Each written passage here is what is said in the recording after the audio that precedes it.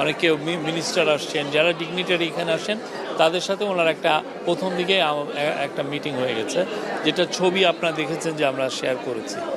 তারপরে 9টার পরে যেটা হয়েছে যে সামিটটা শুরু হয়েছে। সামিটে খুব ওপেনিং সেশনেই প্রফেসর ইউনূসের একটা বড় বক্তৃতা ছিল। উনি 20 মিনিট, 3জন ওপেনিং সেশনে মূলত বক্তব্য করেছেন 4জন।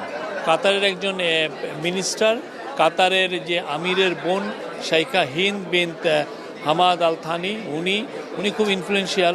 উনি কথা বলেছেন।